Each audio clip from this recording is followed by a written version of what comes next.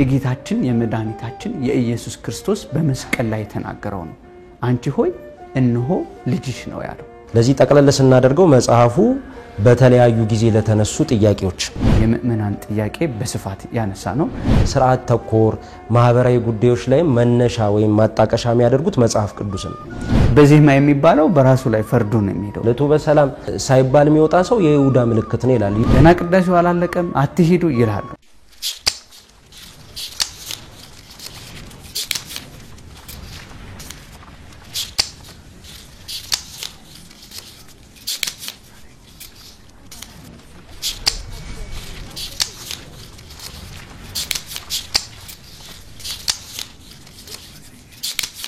ሰላም ጤና ይስጥልኝ ክቡራን ተመልካቾቻችን እንደምን ቆይታችኋል ያውደ መጽሐፍት ዝግጅታችን ጀምሯል በዛሬው ያውደ መጽሐፍት ዝግጅታችን ዳሰሳ በማድረግ ወደናንተ የምናደርሰው መጽሐፍ መርሃ ጽድቅ ባህለ ሃይማኖት የተሰኘው መጽሐፍ ይሆናል ማለት ነው ይህ መጽሐፍ እንግዲህ የተዘጋጀው በሊቀ መዘምራን ሞገስ ዕቁበ ጊዮርጊስ ሲሆን በውስጡ በርካታ ነጥቦችን የያዘና የመጀመሪያው ህትመቱ ወደ 1989 አካባቢ የተዘጋጀ ነው ይሁን እንጂ ይህ መጽሐፍ አስቀድሞ በጥንታዊነቱ ወይም ደግሞ ቀደም ተብሎ ከተዘጋጁት መጽሐፍቶች መካከል ነው የሥርዓት ነገረ ሃይማኖትና ዶግማና ቀኖናዎችን በዚህ መጽሐፍ ላይ ተፍታተው የየዕለት ጥያቄዎቻችን መልስ የተመለሰበት መጽሐፍ ነው ወደናንተ ይደርሳል አብራችሁን ቆዩ እንደተለመደው በመጽሐፉ ላይ ዳሰሳ የሚያደርግ እንግዳ ጋብዘናል እንግዳችን እንኳን ደህና መጣ እንኳን ደህና ቆያችሁ መልካም እንግዲህ ዲያቆን ሞገስ በተለያዩ ጊዜዎች በልዩ ልዩ መጽሐፍቶች ለምእመናን እዚህ ተገኝተ በማብራራት ያውቁሃል ዛሬም በዚህ መጽሐፍ ላይ ጥሩ ቆይታ እናደርጋለን ብዬ ተስፋ አደርጋለሁ እስቲ መጀመሪያ ምንድነው ውስጡ ያለው ከማለታችን በፊት ጸሐፊው ማን ናቸው ሊቀ መዘምራን ሞገስ ዕቁበ ጊዮርጊስ ማን ናቸው የሚለውን ጥቂት ብናይ እሺ እንግዲህ በዚህ መጽሐፍ ላይ በርግጥ መግቢያው ላይ ታሪካቸው በስፋትና በመላት አልሰፈረም ነገር ግን ፍሬ ሊቃውንት ሚል መጽሐፍ የቤተክርስቲያን መጽሐፍ ላይ ስለኛ አባት ሰፋ አድርጎ በጉል ያስቀምጣል በቤተክርስቲያን በኦርቶዶክስ ተዋሕዶ ቤተክርስቲያን ከተነሱ በቅርብ ጊዜ ከመናቃቸው የቤተክርስቲያን ሊቃውንት መደብ ውስጥ አንደኛው ናቸው ከነገረ ሃይማኖት ትምርታቸው በተለየ የፍልስፍና ዕውቀትም እንዳላቸው የሚመሰከርላቸው የሚነገርላቸው ሊቅ ናቸው ይሄ እንደ ማስረጃ የምናረጋው ደግሞ አንጋረ ፈላስፋ ሚል መጽሐፋቸው ነው በተለያየ ዘመን የተነሱ ፈላስፋዎች ንግግራቸውን ያሰፈሩበት መጽሐፍ ነው ስለዚህ ዶግማቲክ በሆኑ ርዕሰ ጉዳዮች ስርዓትና ሚስጥር ነክ በሆኑ ርዕሰ ጉዳዮች እንዲሁም ደግሞ ፍልስፍና ጉዳዮች ላይ ሰፋ ያለ ትንታኔ ሀተታ የሚሰጡ ታላቅ ሊቅ ናቸው በጣም ብዙ ድርሰቶች አሏቸው ያልታተሙም የታተሙ ፍሬ ሊቃውንት ላይ የተቀመጡ ወደ ህትመት ያልመጡ መጽሐፍቶች አሏቸው በህትመትም ደረጃ ስነ ፍጥረት አንጋረ ፈላስፋና ይሄን ጨምሮ ሌሎች መጽሐፍቶች ለንባብ ያበቁ ናቸው ውልደታቸው ኤርትራ ሲሆን ከዛ በኋላ በትግራይ አውራጃ በሸዋና በጎንደር ደግሞ እየተዘዋወሩ የቤተክርስቲያን መጽሐፍትን አጥንተዋል የቤተክርስቲያኒቷንም ትምህርት የተማሩ ጸሐፊ ደራሲና ሊቅ ናቸው ማለት ነው መልካም ያው እንደተጠቀስካቸው ናቸው በተለይም ቀደምት ከነበሩት የኢትዮጵያ ኦርቶዶክስ ተዋሕዶ ቤተክርስቲያን አገልጋዮች መካከል አንዱ ናቸው በይበልጥም ደግሞ ኢትዮጵያ ሀገራችን የራሷ ፓትሪያርክ እንዲኖራት በሚደረገው ጥረት ውስጥ አስተዋጽኦ ካበረከቱና ወደዛ ሄደው በመምጣት ውስጥ ትልቅ ስፍራ ከነበራቸው መካከል አንደኛው እሳቸው ናቸው ያን ብቻም ሳይሆን ቤተክርስቲያን ይሄ አሃቲነቷን እንድትቀጥል መለያየቶች እንዳይኖሩ በጽኑ ፍቅርና ፍላጎት ከሚያስተምሩና ከሚተጉ መምህራን ወይም ሊቃውንት መካከል አንዱ ናቸው እንግዲህ ፍሬ ሊቃውንት ላይ ነው እንዳልከው በዝርዝር የተቀመጠው ትንሳኤ ዘጉባኤ ላይ ሲያትመው ይሁን ከዛ በፊትም በነበሩት መጽሐፍቶች ላይ እንደ ሊቃውንቱ ስራዎቻቸውና ዝርዝራቸው አልወጣ እንደተጠቀስከው ከ9 በላይ ለህትመት የበቃ መጽሐፍት አላቸው እንግዲህ ምን አበረከቱ የሚለውን በዝርዝር የምንመለስበት ነው የሚሆነው እናንተም ተመልካቾቻችን ከኛ ጋር ስትቆዩ የቤተክርስቲያናችን ሊቃውንት እንዴት ተዘከሩ ስራዎቻቸው በምን መልኩ ገለጡት የሚሉት ይህ መጽሐፍ መልስ ይኖረዋልና አሁንም ከኛ ጋር ሆኑ በርካታ ነጥቦች ታገኛላችሁ መልካም እንግዲህ እስቲ ውስጡ ምን ነጥቦች አሉ አዘገጃጀቱ እንዴት ነው ከማለታችን በፊት የተዘጋጀበትን ምክንያት እንደ መግቢያ አንስቶት ይሄዳልና እሱ ላይ ጥቂት ብለህን የመጽሐፉ አዘገጃጀት በምን ዘርፍ ተዘጋጀ የሚለውን ብንመለከት እሺ የመጽሐፉን ይዘት ያጻጻፍ ሂደት ስናጠና ወይም ስንመረምረው በሶስት መደብ አድርገን ማንሳት እንችላለን የመጀመሪያው ነገረ ሃይማኖት ወይም ዶግማቲክ ርዕሰ ጉዳዮች ላይ ሰፋ ባለ መልኩ ሀተታ መልስ የሚሰጥበት ነው ሁለት ደግሞ ስርዓት ተኮር ሚስጥር ነክ ጉዳዮች ላይ የተነሱ ማብራሪያዎች ይዟል። ሶስተኛ ደግሞ ማህበራዊ ግብረ ገብነት ላይ ትኩረት ያደርጋል። ካነበብኩት ይዘት ስነሳለህ ማለት ነው። መግቢያው ላይ የተወሰኑ ማብራሪያዎች አሉ። በጥቅሉ ግን በእነዚህ ሶስት ዋና ዋና ሐሳቦች ተጨምቆ የተቀመጠ ነው። የመጽሐፉ ይዘት የሚመስለው ያጻጻፉ ስልት የሚመስለው ከምዕመናንና እታች ካሉ ሰዎች የሚነሱ ጥያቄዎች መልስ ነው። በየጊዜው በማህበረሰቡ ዘንድ የሚነሱ ምናልባት በእኛ አረዳድ ቤተክርስቲያን ላይ ያሉ ትልልቅ ቦታ ላይ የሚገኙ መምህራን ሊቃውንት ብዙ ማይፈተናቸው የሚመስሉ ጥያቄዎች ምዕመናን ጋር ሲወርድ ግን ብዙ የሚያጨቃጭቁ ትንንሽ የሚመስሉ አንዳንድ ያልበረቱ ሰዎች ግን ሊስቱበት የሚችሉ ጥያቄዎችን የያዘ ከነመልሱ የተዘጋጀ ነው። ስለዚህ ነገረ ሃይማኖት ተኮር ዶግማቲክ ርዕሰ ጉዳይ፣ ከዛን ደግሞ ስርዓትና ሚስጥር ነክ፣ ሶስተኛው ደግሞ ማህበራዊ ግብረ ገብነት ጭምር ነው። ከምዕመናን የመጣ ጥያቄ እንደሆነ የሚያስመስሉ ነገሮች ምንድነው ከተባለ መልስ በሚመስል መልኩ የተዘጋጀ መሆኑ ነው። የካህዲያንንም ጉዳይ ያነሳል። በተለይ በቤተክርስቲያን ታሪክ ውስጥ የቤተክርስቲያንን ዶክትሪን በመጣስ የቤተክርስቲያን ከሐዋርያት ጀምሮ የተቀበለችውን አስተሳሰብ በመናድ የሚታወቁ ካህዲያን መናፍቃንን በማንሳት ለነሱ ምላሽ ይሰጣል።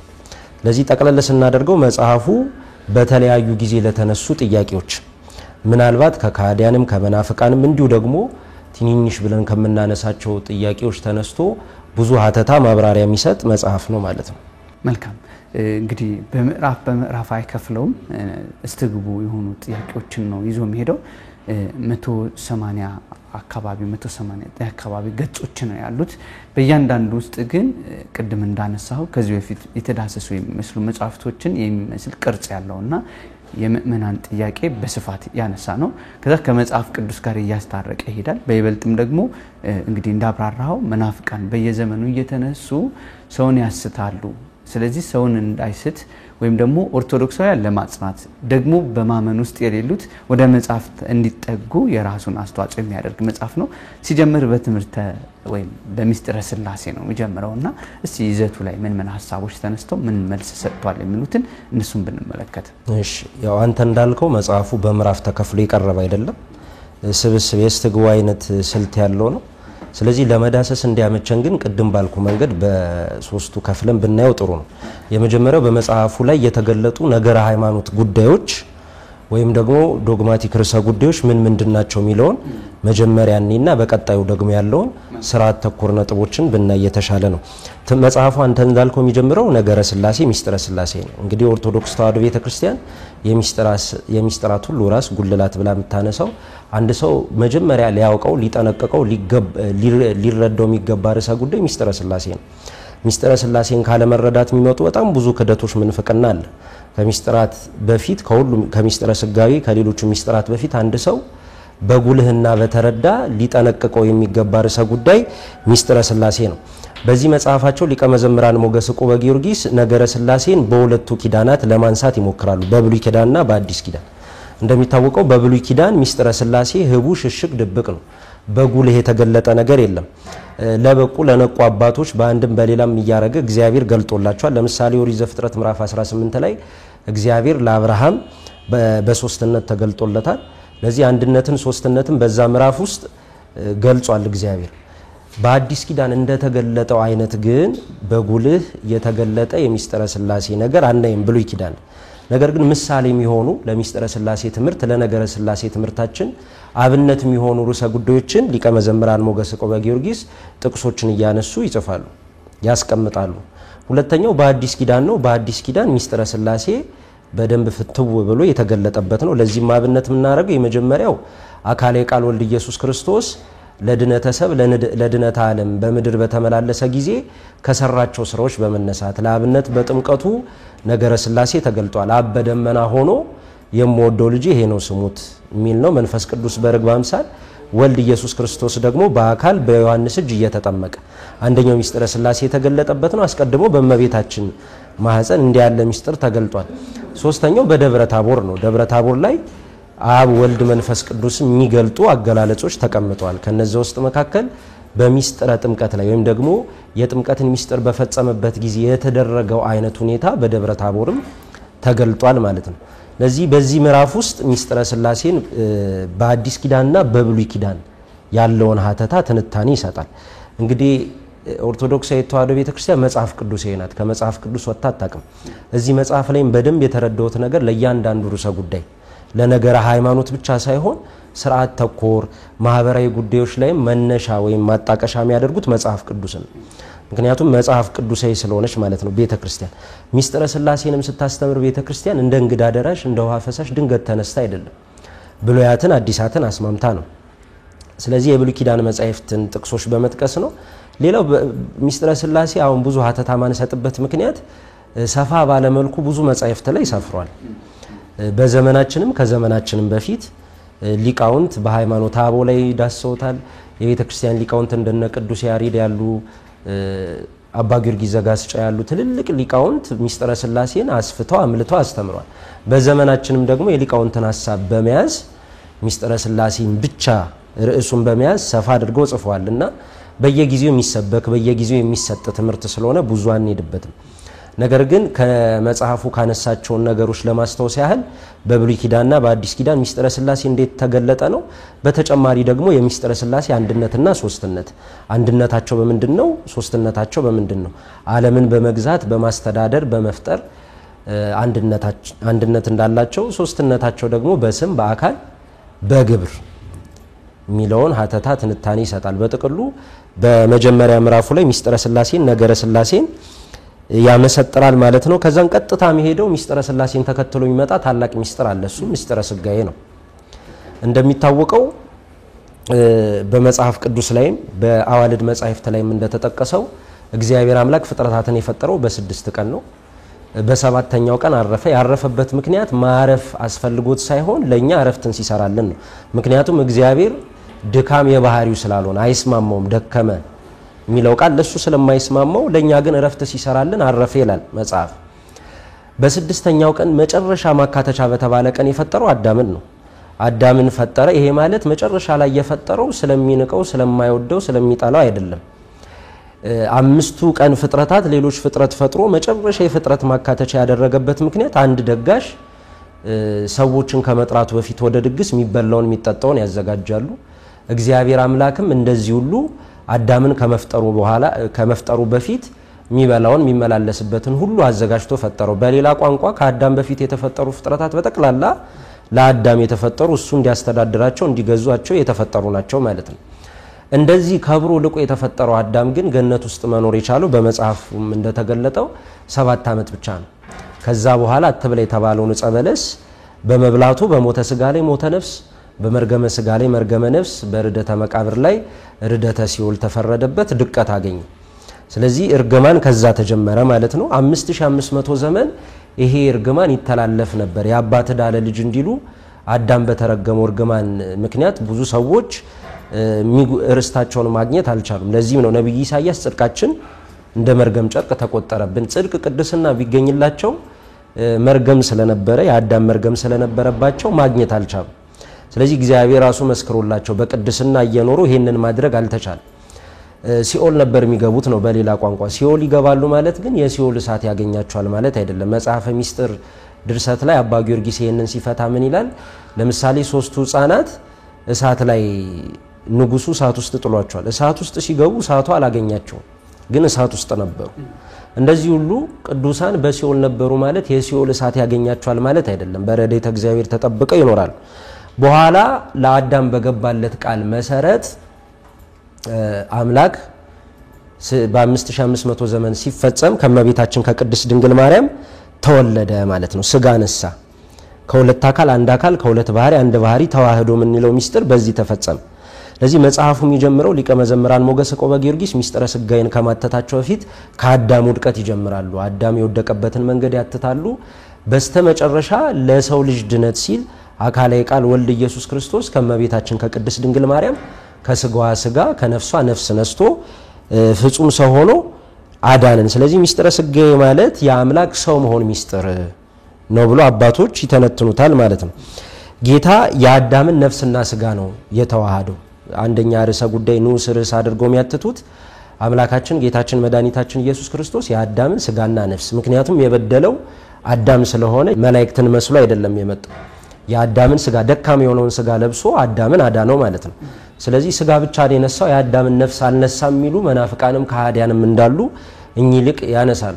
ነገር ግን በብሉይ ኪዳን ከተቀመጡ ለምሳሌ ንግበረ ሰብእ በአርአያነ ወበአምሳሊነ ሰውን እንደ መልካችን እንደ ባህሪያችን እንፍጠር በሚለው አገባብ በመነሳት ሊቀ መዘምራን ሞገስ ዕቁበ ጊዮርጊስ ጌታችን መድኃኒታችን ኢየሱስ ክርስቶስ የነሳው ስጋውን ብቻ ሳይሆን ከመቤታችን ስጋውን ብቻ ሳይሆን ነፍሷንም ጭምር ስጋንም ነፍስንም ነስቷል ብለው በጣም በቆንጆ አገላለጽ ምክንያታዊ በሆነ መንገድ ያትታሉ ያስረዳሉ ማለት ነው። ሌላው በዚህ መጽሐፋቸው ላይ ሚስጥረ ስጋዬን አንስተው የሚያነሱት በስጋና በነፍስ መቀዳደም አለ ወይ ነው። መጀመሪያ ስጋን ፈጥሮ በኋላ ነፍስን አስገኘ ሚል በቤተ ክርስቲያን ሊቃውንትም እንዲህ ያለ ክርክር እንዳለ ያስቀምጣል። በዚህ መጽሐፍ ላይ ብዙ ሊቃውንት ከሚስማሙበት መካከል በመታየት የሚቀድመው ስጋ ሊሆን ይችላል። ምክንያቱም ስጋ የአራቱ ባህሪያተ ስጋ ውጤት ስለሆነ አራቱ ባህሪያተ ስጋ ደግሞ የተገኙት በዕለተ እሁድ ነው በመታየት ደረጃ። ነገር ግን በመፈጠር ደረጃ ስጋና ነፍስ እኩል ነው። ለዚህ ክርክር የሚያነሱት ግን አንዳንድ ሊቃውንት መጀመሪያ እግዚአብሔር አምላክ ስጋን ካስገኘ በኋላ የሕይወት እስትንፋስን እፋለበት ሚል አለ። ስለዚህ ስጋ ከተገኘ በኋላ ነፍስ በኋላ ተገኘች የሚል ክርክር እንዳለ፣ ለዚህ ደግሞ መልስ የሚሆነው የሕይወት እስትንፋስ እፋለበት ማለት ልጅነትን ሰጠው በሚል ቅዳሴ ማርያም ትርጓሜ ላይም ተቀምጧል። ሊቀ መዘምራን ዕቁበ ጊዮርጊስም በዚህ ጉዳይ ላይ ያሉ አተያዮችን በደንብ አድርገው ይገልጡታል። እንደ ርዕሰ ጉዳዮች የምናነሳቸው ብዙ ናቸውና አጠር ማድረግ ስላለብን ነው። ሌላው መጽሐፉ መጨረሻ ላይ ሚስጥረ ስጋዌ ላይ መካተት ይችላል ብዬ ካነሳሁት መካከል ተዋህዶ ስንል ምን ማለት ነው የሚለውን ለምሳሌ በሚስጥረ ተዋህዶ ትምህርታችን ላይ ያለ እንበለ ሚጠት እንበለ ውላጤ እንበለ ትድምርት እንበለ ቱሳሄ የሚባሉ አለ። አምላክ ሰው የሆነው ያለ መለወጥ እንበለ ውላጤ። ለምሳሌ የሙሴ በትር ወደ ፈርዖን ጋር ሄዶ በትሯ ወደ እባብ አደረጋት፣ እባቧ ደግሞ ተመልሶ ወደ በትር እንደሱ ማለት። ስለዚህ ባለ መመለስ ነው አምላክ ሰው የሆነው። ከእንደገና የሎጥ ሚስትን ልናነሳ እንችላለን። የሎጥ ሚስት የጨው ሐውልት ሆና ነው የቀረችው ሙሉ ለሙሉ ተለውጣ ማለት ነው። እንደዛም አይደለም አምላክ ሰው ሲሆን አምላክነቱን አልተወም። ስለዚህ ፍጹም ሰው ፍጹም አምላክ የሚለውንም ትምህርት በጉልህና በተረዳ ያስቀምጣሉ እኚህ ሊቅ ማለት ነው። ቀጥሎ ደግሞ ሚስጥረ ስጋዬን ካተተ በኋላ ይሄ ሊቅ የሚያነሳው ስርዓተ ቁርባን በቁርባን ጉዳይ ላይ ሰፋ አድርጎ ያትታል። ከዚህ በፊት ቃለ ተዋሶ ሚል ውይይታችን ላይ በስፋት ያነሳ ነው ይመስለኛልና ለምሳሌ ለመቁረብ የሚገባ ድንጋጌ አለ። አንድ ሰው ከመቁረብ በፊት የግድ ሊጠነቀቃቸው የሚገቡ ነገሮች አሉ። ከዛ መካከል ውጫይም ውስጣይም ንጽህና ያስፈልጋል። ውጫዊ ንጽህና ራስን ከማዘጋጀት ጀምሮ ሰውነትን ከመታጠብ ጀምሮ ከብዙ ነገሮች ራስን መጠበቅ ነው። ውሳጣዊ ንጽህና ደግሞ ከቂም ከበቀል ከመሳሰሉት ራስን ነፃ ማድረግ ነው። ስለዚህ ባለፈው መጽሐፋችን ይሄንን በደንብ አድርገን ሀተታ ሰተንበታል። ለምሳሌ ከዚህ ግን ለየት የሚለውን ሁለቱን ብቻ ላንሳ። ስርዓተ ቁርባን ላይ መምህራችን ያነሱት ማለት ነው። አንደኛ ቢቆርቡም ባይቆርቡም ማስቀደስ እንደሚገባ ያተቱት አለ። ለምሳሌ ሲያነሱ መጽሐፋቸው ላይ አንድ ሰው ቤተ መቅደስ ገብቶ ላይቆርብ ይችላል። ስለዚህ ሳይቆርብ ቅዳሴውን አስቀድሶ ስለሄደ ብቻ በማስቀደሱ የሚያገኘው ዋጋ አለ ወይ? ስለዚህ ካልቆረበ ማስቀደሱ ምን ጥቅም አለው? ቅዳሴ የተዘጋጀው ለስርዓተ ቁርባን ስለሆነ ዋናው ዓላማው ሲገባም አዋጁ ያረለ ገብቶ የማይቆርብ ቢኖር ከቤተ ክርስቲያን ይሰደድ የሚል አዋጅ አሁን ሁሉ ጊዜ ምናልባት ይሄንን ስናነሳው ግዕዙን የሚረዳ ሰው ከሌለ ሚለው እኮ በራሱ ላይ ፈርዶ ነው የሚገባው። አሁን በንጉሱ በእግዚአብሔር ፊት መቆሙን አላመነምና የማይቆርብ ሰው ቢኖር ከቤተ ክርስቲያን ይለይ የሚለው አዋጅ ልክ ምንባህ የሚለውን ከተጀመረ በኋላ በዚህማ የሚባለው በራሱ ላይ ፈርዶ ነው የሚሄደው። በትክክል ሰው ይረዳዋል ወይ የሚለው ሌላ ጉዳይ። ምናልባት ይሄን ካነሳ አይቀር ይሄ ውሳኔ የነበረው ያው ከሶስቱ ዓለም አቀፍ የቤተ ክርስቲያን ጉባኤዎች በፊት በነበሩት ጉባኤዎች ላይ የጸና ነበር። ሰው በፍጹም ሳይቆርብ ቤተ ክርስቲያን አይገባም ነበር። ይሄን ስርዓት ይሰሩት ነበር። ይሄ የነንቆራ ጉባኤዎችን ከዛም በፊት የነበሩት እስከ 306 ድረስ የነበሩት በቤተ ክርስቲያን ውስጥ የተከናወኑ ጉባኤዎች ላይ እንደዚህ አይነት ውሳኔዎች ነበሩ ይላል በተለይ አንዳንድ መጻሕፍቶች ላይ የተቀመጡት። ስለዚህ ይሄ ምን አመጣባቸው? የማይቆርብ ሰው ከቅዳሴ ይቀር ነበር። ከቅዳሴ ደግሞ በመቅረቱ ውስጥ በጣም ስትሪክት ስለነበረ ከቤተ ክርስቲያን እየተገለለ ሲመጣ እየራቀ ሲመጣ ይሄ ከሚሆን አሉና ስርዓቱን አሻሻሉት አዘጋጁት ይላልና አንዳንድ መጻሕፍቶች ላይ እንደዚህ አይነት ነገሮች ያመጣዋል። ግን ሰው በቤተክርስቲያን ገብቶ ለቁርባን ቅዳሴው ራሱ የሚዘጋጀው ለቁርባን ነውና አንደኛው ከዛ አንፃር ነውና ምናልባት ያፍታቱበት መንገድ በዚህ መንገድ አለና በጣም ደስ በሚል ምሳሌ የገለጹት አለ። እሱ ላይ ግን ሰው ሁሉ አውጆ የሚገባው ነገር ያስተውለዋል ወይ የሚለውን ሐሳብ ለመጨመር ነው እዚህ ላይ። ልክ ነህ። ቀድሞ የነበረም ስርዓት ስለነበረ እሳቸውም ሲያነሱ ያንን መነሻ አድርገው ይመስላል። ስለዚህ ለዚህ መልስ የሰጡት አንድ ሰው ሳይቆርብ ቤተ መቅደስ ለቅዳሴ ቢሳተፍ ያስቀደሰበትን ዋጋ ያጣም ጥቅሉ መልስ ማለት ነው። ለምሳሌ አስቀድሰው የሚቆርቡ ሰዎች የሐዋርያት ምሳሌ ተደርገው እንዲሁ ደግሞ ሳይቆርቡ ነገር ግን ያስቀደሱት ደግሞ በመቶ አለቃው በመስፍኑ ይመሰላል ይላሉ። ለዚህ አብነት የሚያደርጉ ይሄ መቶ አለቃ በእምነቱ ተመስክሮለታል። ጌታችን ኢየሱስ ክርስቶስን ባገኘው ጊዜ ከቤቴ ጣሪያ በታች ልትገባ አይገባም ቃልን ብቻ ተናገር ብሎታል። ስለዚህ ይሄ እምነቱ እንዲደረግለት ምክንያት ሆኗልና አንድ ሰውም እንደዚህ መቶ አለቃ እምነት ኖሮት ቅዳሴ ላይ ገብቼ አስቀድሼ ዋጋ አገኝበታለሁ ትሩፋት አገኝበታለሁ ብሎ ካመነ የቅዳሴውን ዋጋ ያገኛል። ቢችል ቢበረታ ቢተጋና በገድል በትሩፋት ቢጸና ቅዳሴ ገብቶ ከሥርዓተ ቁርባኑ ተሳትፎ ቢወጣ መልካም ነው። የተዘጋጀው ዋና ዓላማ እሱ ስለሆነ ማለት ነው። ከዛ በተረፈ ግን ደክሞ ሳይችል ከሆነ ቅዳሴ ገብቶ አስቀድሶ የቅዳሴውን ዋጋ እንደሚያገኝ ይገልጣሉ። ተያያዥ በቅዳሴ ጊዜ የሚነሳውን ደግሞ አንድ ነጥብ እናንሳና ይሄን ርዕሰ ጉዳይ እንዘጋዋለን። እቱ በሰላም ሳይባል መውጣት እንደማይቻል ደግሞ ያነሳሉ። ይሄን በጣም በቆንጆ አገላለጽ ይገልጹታል። እቱ በሰላም ሳይባል የሚወጣ ሰው የይሁዳ ምልክት ነው ይላል። ይሁዳ በምሴተ ሐሙስ ጌታችን መድኃኒታችን ኢየሱስ ክርስቶስ ከሐዋርያቱ ጋር ወጥቶ ሆኖ ሳለ ቀድሞ እንደወጣ ጥሎ እንደወጣ ሁሉ የሱ ምሳሌ ነው። እስከ መጨረሻው የጸኑ ቅዳሴው እስኪያልቅ ድረስ የጸኑ ደግሞ የሐዋርያት ምሳሌ ናቸው ማለት ነው። የመጨረሻ ቆንጆ ነጥብ የሚያነሳው አንድ ሰው ንጉስ ለማግኘት ረጅም ጊዜ ደጅ ይጠናል። ደጅ ጠንቶ ቆይቶ ንጉሱ ይግባ ሲል ማይገኝ ሰው ምሳሌ ነው ቅዳሴ አቋርጦ የሚወጣ ይላል። ስለዚህ እቱ በሰላም ሳይባል ቅዳሴን ገፍቶ አቋርጦ የሚወጣ ሰው ፍጹም ስህተት ነው፣ ተገቢ አይደለም ነው። በተለምዶ እንደውም የበረቱ አገልጋዮች ላይ ሳይቀር ልክ ጻውኑ ክርስቲያን ሲባል የሚወጡ ሰዎች አሉ። እስከዛ ድረስ ወይ እስከ ወንጌል ድረስ ልቆይ የሚል ሰው ወንጌል ከተነበበ በኋላ ቅዳሴ ረግጦ የሚወጣለ ጻው ሲባልም የሚወጣ ሰው አለ። ጻውኑ ክርስቲያን የሚለው የተሰራው ለንዑሰ ክርስቲያኖች ናቸው፣ ለክርስቲያን ታናናሾች ማለት ነው። ስለዚህ ይሄ ስርዓት አይደለም። ቅዳሴ አሐዱ ተብሎ እቱ በሰላም እስኪባል ድረስ መፈጸም አለበት የሚል በቆንጆ አገላለጽና ማብራሪያ ያስቀምጣሉ። ምናልባት እዚህ ላይ እቱ ሳይባል ወደ ቤት መሄድ አይቻልም ሲባል ያው ስርዓቱን ነው ያስቀመጡት። ግን ይሄንን አንድ ምናልባት ማንሳት ያለብን ሐሳብ አለ። አሁን ላይ አይተ ከሆነ እሁድ ቅዳሴ ሰው ወደ ቤቱ ሲሄድ ገና ቅዳሴው አላለቀም አትሄዱ ይላሉ። አሁን ይሄንን ሲናገር በሌሎች መጻፍቶች ደግሞ ወይም አባቶቻችን በስርዓት የምናቀው እንደውም ከ3 ሰዓት መዝለል እንደሌለበት እንደ ስርዓት ተቀምጧል። ለምን 3 ሰዓት በቤተክርስቲያን የተቀመጠ የጸሎት ስርዓት ነውና አንዳንድ ቤተክርስቲያን አይተ ከሆነ እሁድ የሚመጣውን ሰው ላይ ጭካኔ በሚመስል መልኩ ቃለ ወንጌሉ የሚያስተምረው ረጅም ሰዓት ቆይ ጠብቆ እንደገና ሌላ የቤተክርስቲያኒቱ ልማት መምህሩ ካስተማረው በላይ ቆይቶ ሌላ ማህተታዎች አምጥቶ ረባካቹ ቅዳሴው ሰው ይሄዳል። አንደኛ ማህበራዊ ህይወት ያለበት እጅግ በጣም የሚሯሯጥበት እስከ አርብ ድረስ ሰርቶ ያለው ቀን ቅዳሜና እሁድ ቅዳሜ የሚሰራበት ጊዜ አሁን ላይ በጣም በብዙ መስሪያ ቤቶች የሥራ ቀን ሆኗል። ስለዚህ እሁድ ነው ያለችውን ቀን በትክክል እንዲካፈል ደግሞ ቤተክርስቲያን ምን ማድረግ አለባት? ከዚህ እቱ በሰላም ሳይባል ወደ ቤታቸው መግባት እንደሌለባቸው እቱ በሰላም ጊዜያዊ ቤታቸው በመጨረሻው ደግሞ መንግስተ ሰማያት ስለመሆኑ አባቶች የሚያስተምሩትን ይህንን ነገር ለመስራት ከነሱ ይጠበቃልና ምናልባት ይህንን ስናነሳ ተያያዥ የሆኑት ጉዳዮችም አብሮ መኖር አለባቸው የምናስተውለው ነገር ስላለ ነው። አንዳንድ ቤተክርስቲያን በትክክል ወንጌል ለምሳሌ ከተነበበ በኋላ ወንጌሉን አስተምረው ስጋው ደሙ ሲሰጥ ደግሞ ባለው ጊዜ ውስጥ ያስተምሩና መልእክትም ካለው ተናግረው አንዳንድ ቦታ ተአምረ ማርያሙ ተነግሮ የለቱ ወንጌል ባለችው ሰዓት እንደው ይሄንን ይዛቸው ሂዱ ብለው ሰዓት ሳይገፋ ይሄዳሉ። አንዳንድ ቦታ በቃ እሁድ መለመኛ ሆኗል። አይታው ከሆነ ይሄም ከዚህ ጋር አንድ ላይ መነሳት ያለበት መሆኑን እቺን ሐሳብ ለመጨመር ብዬ ነው። አይ ልክ ብላል። አሁን ያሰራር ችግር ካነሳንማ ብዙ ልናነሳ እንችላለን። ለምሳሌ እስከ 6ም እስከ 7ም የሚቆይበት ጊዜ ሊኖር ይችላል። ከንቅስ ውጪ ነው መልህና እነዚህ አካሄዶች አንደኛ ሰውም እንዲሰላች እንዲደክም የሚያደርግ ጉዳይ ነው። እንግዲህ እሁድ እንደው አይሻርም አይጾምበትም።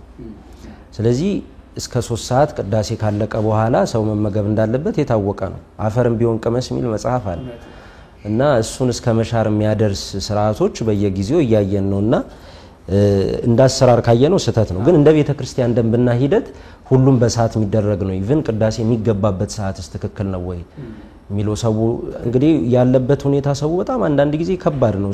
ስጋን የለበስ ነው፣ ደካሞች ነን። በሌሊት ተነስቶ የመንቀሳቀስ ሂደታችንን በየቀኑ እየጠበበ እየመጣ ነው፣ አስጊ ሁኔታ ላይ ስለደረስን ማለት ነው። ስለዚህ እነዚህ ነገሮች በስርዓት ጉዳይ ላይ ቤተክርስቲያኒቷ መፍትሄ የምትሰጥ ይሆናል። የቤተክርስቲያን መሰረታዊ ሚስጥርና ትምህርት ግን ቅዳሴ ሳይጨረስ ወይም ደግሞ ሳይዘጋ መውጣት ስርዓት እንዳልሆነ ነው የሚነገረው። ሌላው ከዚህ ቀጥሎ የሚያነሳው ነገረ ስግደት ነው። ስለ ስግደት ሰፋ አድርጎ ያነሳል መጽሐፉ። በቤተክርስቲያን ሁለት አይነት ስግደት አለ፣ የአምልኮና የጸጋ የምንለው። የጸጋ ለቅዱሳን የሚሰጥ ነው። እግዚአብሔር አምላክ ቅድስና ገርል ትሩፋት የተገኘላቸው ሰዎች አሉ። እንዲሁም ደግሞ ለቅዱሳን መላእክት የምንሰጠው ስግደት የጸጋ ስግደት ነው። ሁለተኛው ደግሞ የአምልኮ የሚባለው የሚሰጠው ለእግዚአብሔር ብቻ የሚሰጥ ስግደት ነው። በጣም የሚያስገርመው ቤተክርስቲያን ኦርቶዶክስን ያለመረዳት ችግር ነው እንጂ ለሁሉም ለይታ ነው የምትሰጠው። አንዳንድ ሱት የሆኑ ሰዎች ከሚያነሷቸው ነጥቦች መካከል ቤተክርስቲያን ለቅዱሳን ስትሰግድ ቅዱሳንን ያመለከች ያህል የሚመስላቸው፣ እግዚአብሔርን ክርስቶስን የረሳቸው የሚመስላቸው ሰዎች አሉ። ቤተክርስቲያን ግን እያንዳንዱ ትምህርታ ከፍላ ነው ለእግዚአብሔር የሚሰጥና ለሰው የሚሰጥ ለቅዱሳን የሚሰጥ በደንብ ለይታ ነው የምታስቀምጠው። ለአብነት ስም ስንሰጥ እንኳን የባህሪ ስም አለ፣ የተጸውዖ ስም አለ። የባህሪ ስም ለእግዚአብሔር ብቻ የሚሰጥ ስም ነው። የተጸውዖ ስም ደግሞ ለሰው ነው የሚሰጠው። ለምሳሌ አንድን ሰው ኤልሻዳይ ትለዋለህ፣ ሁሉን ቻይ ማለት ነው። ግን ሁሉን አይችልም ሰው በተፈጥሮ በባህሪው አይችልም፣ ይሄንን ማድረግ አይችልም። ስለዚህ ኤልሻዳይ የሚለው ስም ለአንድ ሰው ብትሰጠው መጠሪያ ነው የሚሆነው፣ ባህሪው አይሆንም። እግዚአብሔርን ግን ኤልሻዳይ ስንለው መጠሪያው አይደለም፣ ባህሪው ነው። ሰውን ቅዱስ ትለዋለህ፣ መጠሪያ ይሆናል፣ ባህሪ ግን አይሆንም። እግዚአብሔርን ቅዱስ ስንለው መጠሪያው ሳይሆን የባህሪው ነው። ስለዚህ እቺ ቤተክርስቲያን ለሰዎችም ለፍጡራንን የምትሰጠውና ለፈጣሪ ለእግዚአብሔር የምትሰጠው በደንብ ለይታ ተጠንቅቃ ነው። ያለማወቅ ያለማጥናት ጉዳይ ነው እንጂ ለዚህ ስግደት ለቅዱሳን ስንሰግድ የጸጋ ስግደት ነው። ፈጠራችሁን ብለን አይደለም የምንሰግድላቸው፣ ወይም ዓለምን የምታስተዳድሩ የምትገዙ ዓለምን የምታሳልፉ ናቸው ብለን አይደለም እነሱ የምንሰግደው። እግዚአብሔር ባከበራቸው ልክ እናከብራቸዋለን። መጽሐፍ ቅዱስ 10 መጽሐፍትም የሚተባበሩበት ነው። ስለዚህ የጸጋ ስግደትና የአምልኮ ስግደት የምንለው ምን እንደሆነ መጽሐፉ ያትታል። የአክብሮት ደግሞ ተብሎ የሚጨመርም አለ። ለምሳሌ ለነገስታት፣ ለትልልቅ ሰዎች፣ በእድሜ ለሚበልጡን ሰዎች ከወገብ ጎንበስ ብለን ምን ሰግደው ስግደት አለ። አሁን የጸጋና የአምልኮ ስግደት በምን ይለያል? ሁለቱም መሬት ላይ መውደቅ ነው የሚሉን ሰዎች ይኖራሉ። ለሱ መለያችን ደግሞ የአምልኮ ስግደት ስሰግድ ለእግዚአብሔር እየሰገድኩ እንደሆነ እያሰብኩኝ ነው። ሰማይና ምድርን ያቀና ንጉሠ ሰማይ ወምድር ለሆነ ለእግዚአብሔር እንደሆነ እያሰብኩ ያንን ስግደት እፈጽማለሁ። በጥቅሉ በዚህ መጽሐፍ ላይ የጸጋ እና የአምልኮ ስግደት ምን እንደሆነ ያብራራና ቀጥታ የሚሄደው ለእመቤታችን ለቅድስት ድንግል ማርያም ስግደት እንደሚገባ ያነሳል ማለት ነው። ለዚህ አብነት የሚያደርገው ኤልሳቤጥን ነው። ኤልሳቤጥ እንግዲህ በአዲስ ኪዳን ላይ ለእመቤታችን ክብር ከገለጡ አካላት መካከል አንደኛው ኤልሳቤጥ ናት። መጀመሪያ ቅዱስ ገብርኤልን እናስተውሰዋለን። ቅዱስ ገብርኤል እንዴት ድንቅ በሆኑ ቃላቶች እመቤታችንን ጎንበስ ቀና እያለ አመስግኗታል። በጣም አጭር ቁጥርና ርዕሰ ጉዳይ ሆኖ ግን በጣም ብዙ ሚስጥራት የተፍታቱበት የቅዱስ ገብርኤል ብስራት ነው። አንድ መጽሐፍም ሊወጣ ይችላል ቢተነተን። ከዛ ውጪ ደግሞ የኤልሳቤጥ ንግግር በጣም ያስደንቃል። ገና እንደ እመቤታችን ቅድስት ድንግል ማርያም ኤልሳቤጥ ጋር እንደሄደች የጌታዬ እናት ብላ እመቤታችን ቅድስት ድንግል ማርያም የአምላክ የጌታ እናት መሆኗን መሰከረች። ከሱ በላይ ደግሞ ጽንሱ በማህፀኗ በደስታ እንደዘለለ ድምጿን በሰማች ጊዜ የእመቤታችን ድምጽ ጽንሱ በማህፀኑ እንደሰገደ ያነሳና ይሄ ሊቅ የሰገደው ለጌታችን ነው የሚል ጥያቄ ሊነሳ ይችላል ይላሉ። ድሮስ ቢሆን እመቤታችን ቅድስት ድንግል ማርያም ምን ሰግድላትም የጌታችን ኢየሱስ ክርስቶስ ማይደር ስለሆነች ነው፣ እሱ ስላከበራት ነው ብሎ ደግሞ ጥሩ የሆኑ ቃላቶች ያነሳል። ስለዚህ ለእመቤታችን ለቅድስት ድንግል ማርያም መስገድ እንደሚገባ በስፋትና በመላት ያስቀምጣል። በመቀጠል ለመስቀል ስግደት እንደሚገባ የቅዱስ ዳዊትን ቃል እንደ መርገፍ ያነሳል። እግሮቹ ለቆሙበት ቦታ ሁሉ እንሰግዳለን ይላል። ስለዚህ የክርስቶስ እግር ከቆመበት ሰውነቱን ከያዘው መካከል አንደኛው መስቀል ነው። ስለዚህ ለመስቀል መስገድ እንደሚገባ በደንብ ገልጿል። አንዳንድ ሰዎች ስለ መስቀል ሲነሳ መስቀል እንጨት ነው ብሎ ለማጣጣል የሚሞክሩ ሰዎች አሉ።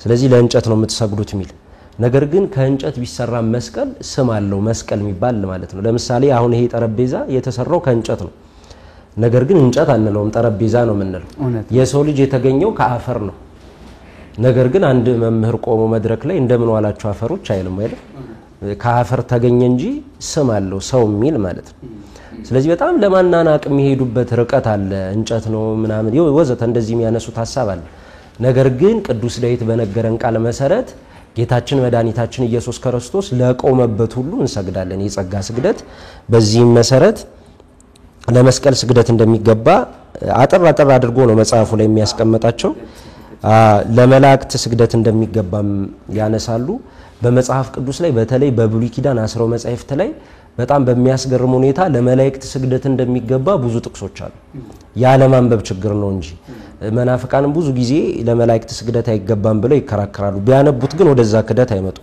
በርግጥ አንድ አባባል አለ መናፍቅ ጎርፍ ቢወስደው ድሮም ቆል ላይ መውረድ እቅድ ነበረኝ ይላል አሉና እንደው ጥቅስ ቢጠቀስላቸውም ማያምኑ ሰዎች ናቸው መጽሐፍ ቅዱስ ግን በደንብ አድርጎ ገልጾታል ለአብነት ዳንኤል መልአኩን ሲመለከት በግንባሩ ወድቆ እንደሰገደ ማኑሄ የእግዚአብሔር መልአክ በማየቱ የእግዚአብሔር መልአክ አይቻለውና ወየውልኝ ማለቱ መልአክ ስላይ ስለዚህ የነ ጌዲዮንን ስግደት እናያለን የነ ዳንኤልን ስግደት እናያለን በጣም ብዙ ነቢያት መላእክት ተገልጦላቸው ሲሰግዱ ሲወርቁ በድንጋጤ ለዘው የሚያነሱት ቅድም ካነሳው ላይ ዮሐንስ ለመልአኩ ሲሰግድ ለኔ አትስገድልኝ ብሎታል ዮሐንስ ራእይ ላይ ያለው ስለዚህ ሰው ለመላእክት መስገድ እንዳይገባ ይሄ ምስክር ነው ይላል አሁን ዮሐንስ አሁን በዘመናችን አሁን አባቶቻችን ሲያስተምሩ የሚያነሱትን ቃል ዋቢ ማድረግ ስላለብን ለምሳሌ በዘመናችን ያሉ ሰዎች በመንፈቅናው ደረጃ ውስጥ በርግጥ መንፈቅናው ላይ ቀደም ከነበሩት ጋር ይስተካከላሉ ወይ በእውቀት የሚለውን ራሱን የቻለ ጥያቄ ነው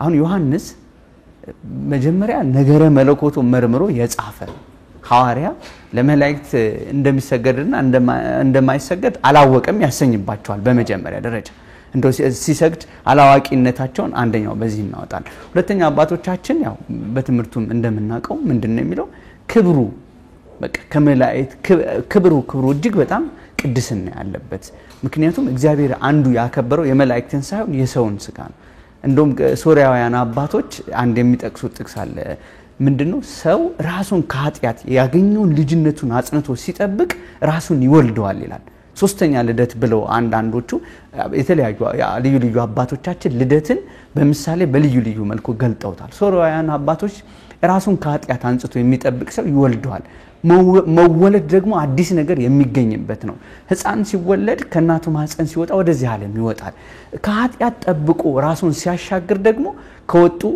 ከገቡ መውጣት የማይገኝባት ለመንግስተ ሰማያት ያበቀዋልና ስለዚህ ከኃጢያት በመጠበቅ ይወልደዋል ራሱን ብለው ያነሳሉና ስለዚህ ዮሐንስ ያለውን ክብር ስለሚያቅ ክብርህ ከኔ ተካከለ ነው ለማለት እንደሆነና ያ የማይገባ ቃል ከዮሐንስ እንዳልወጣ አባቶች በስርዓት ያስቀምጣሉ ለምን ተቀመጠ ለምን ተጻፈ የሚሉት ነው ምናልባት ቅድም ካነሳው ላይ ከዚህ ከገባው አይቀር ማንሳት ካለብን ስርዓቶች አያይዞ ያነሳል ስለ ቁርባን ቅድም ማንስተው ነበርና ለምንድነው 18 ሰዓት የምንጠብቀው የሚለው መሰረታዊ ይሆናል በዚህ መጽሐፍ ላይ ተብራራውና ልክ ይሄ ሰው 18 ሰዓት ሲጾም ከራሱ ላይ ምንም አይነት ከሰውነቱ ባዕድ ነገር እንደ በቃ አይገኝምና የክርስቶስን ስጋና ደም ከባዕድ ነገር ጋር ሳይቀላቀል መለኮታዊ የሆነውን ስጋ ሲወስድ ምንም አይነት ነገር እንዳይኖረው ሁለተኛ አብነት የሚያደርጉት የተያዘበትና በመስቀል የቆየበት ሰዓት በቤተ ክርስቲያን ውስጥ ያለውን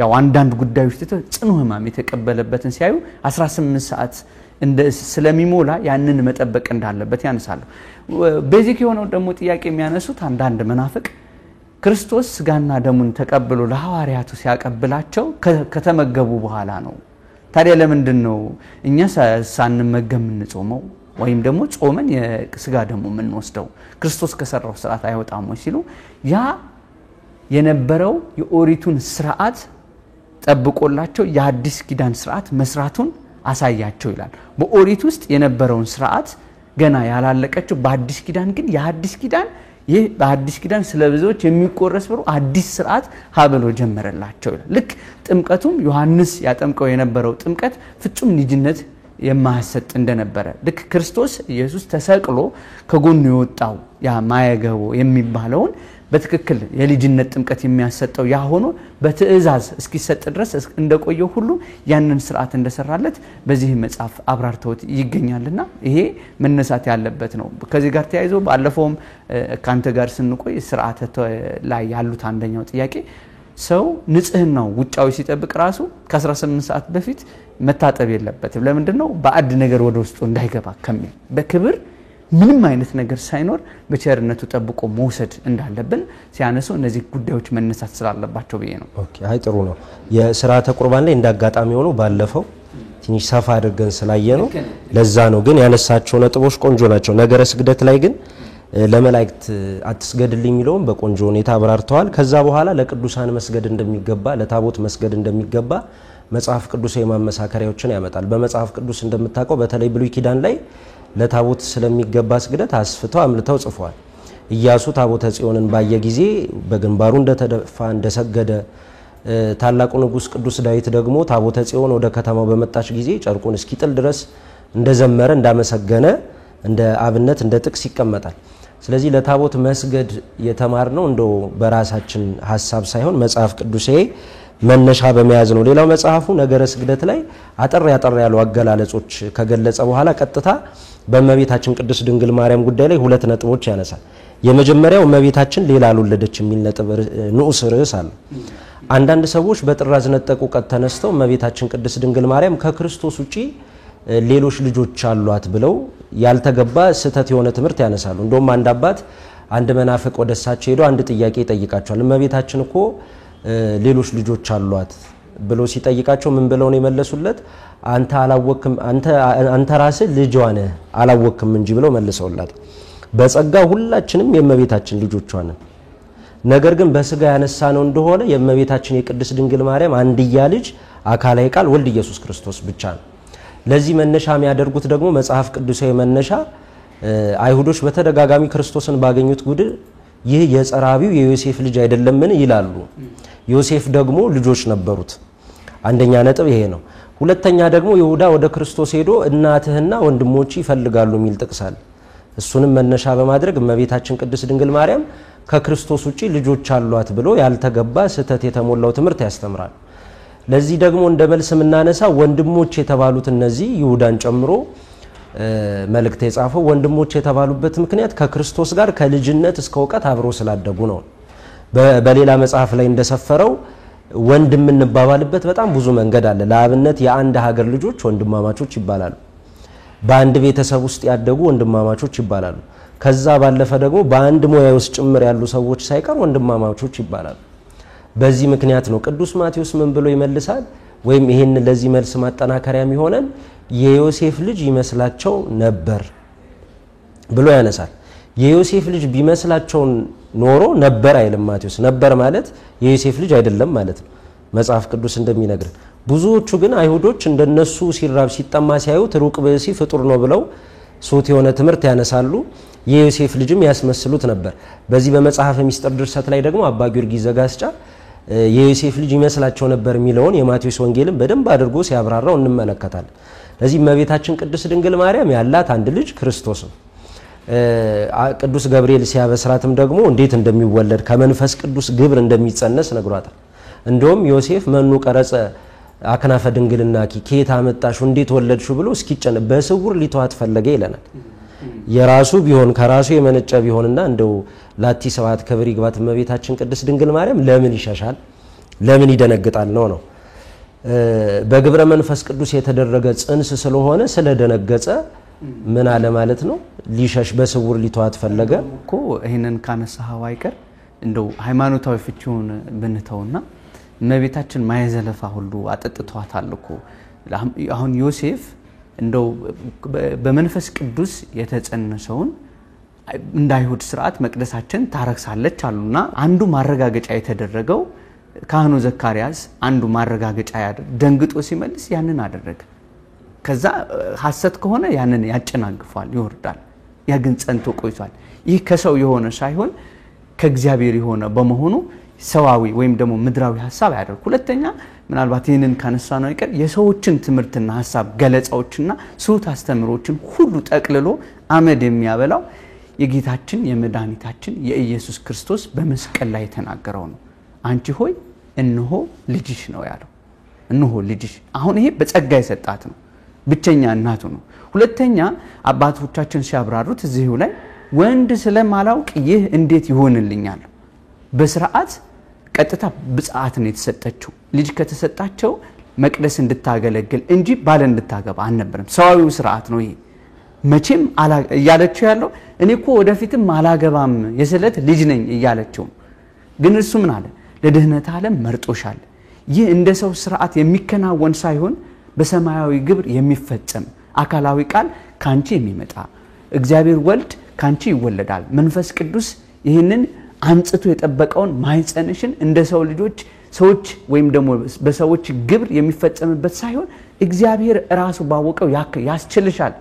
ሶስቱንም የሶስትነቱና የአንድነቱን ሚስጥር ተናግሮ እንደ ቃል ይሁንልኝ። ምክንያቱም አማኝ ነች፣ መጽሐፍ ቅዱስን የምታውቅ ነችና ስለዚህ አንዱ ወደፊት ጭምር ነው የነገረችው መጽሐፍቶች ሲብራሩና ምናልባት በዚህ ብዙ ጊዜ ተሰጥቶበታል። በተለይም 300 400 ዓመተ ምህረት መጀመሪያ አካባቢ በጣም ጄሮ መልስ የሰጠበት አንዱ ጉዳይ ይሄ ነውና ራሱ የጌታችን ትምህርት ያፈርስባቸዋል። ሁለተኛ ስርዓቱ ይሄን አይፈቅድም። እንደው ታሪክን ራሱ ነገርን ሲደረግ እንደው ኦርቶዶክስን ከመጥላት መቤታችን ከመጣት እንደው ትንቢተ ሕዝቅኤልን ሌላ ሚስጥር እንኳን ቢሸፈንባቸው አንድ ሰው ሲያስተምር ታሪክ አለ። ክርስቶስ የአይሁድን ስርዓት አልሻረም። ሃይማኖትን የሚያጠፉትን ለምሳሌ የበግና የፍየል መስዋዕትን በራሱ ተክቶ አማናዊ ያደረገ ፍጹም ድነት ስለማያሰጥ፣ ሌሎቹም ግን ስርዓታቸው ግዝረትን ፈጽሞላቸዋል አይደለ? ያንን ሁሉ ፈጽሟል። ስለዚህ ታሪክን ካላወቅን እንስታለን። አንድ ሰው ሲያስተምር መነሻው መድረሻው ምንድነው የሚሉትን ነገሮች ማንሳት ተገቢ ስለሆነ ብዬ ነው። አዎ ልክ ነው። በጥቅሉ ግን በዚህ ጉዳይ ላይ መጽሐፍ ቅዱሳዊ ማስረጃዎችም አሉ። ቀደም ያልከው ትንቢተ ሕዝቅኤልን የተዘጋሽ ደጃፍ ያለ ማወቅ ያለ መረዳት ሚስጥር ነው። ቅዱስ ገብርኤል ያበሰራትን በስራት ካለ መረዳት የሚመጣ ነው። ስለዚህ እመቤታችን ቅድስት ድንግል ማርያም ብሉያትም አዲሳትም ድንግል በድንግልና ጸንሳለች ነው የሚለው። የእመቤታችን ድንግልና ስናነሳ ድረ ጸኒስ ድንግል፣ ጊዜ ጸኒስ ድንግል፣ ቅድመ ጸኒስ ድንግል ናት ብለን እናነሳለን። 6 ድንግልና አላት። ቅድመ ወሊድ ድንግል፣ ጊዜ ወሊድ ድንግል፣ ድህረ ወሊድ ድንግል ብለን እናነሳለን። ስለዚህ እመቤታችን ቅድስት ድንግል ማርያም አንድያ ልጇ አካላዊ ቃል ወልድ ኢየሱስ ክርስቶስ ብቻ ነው።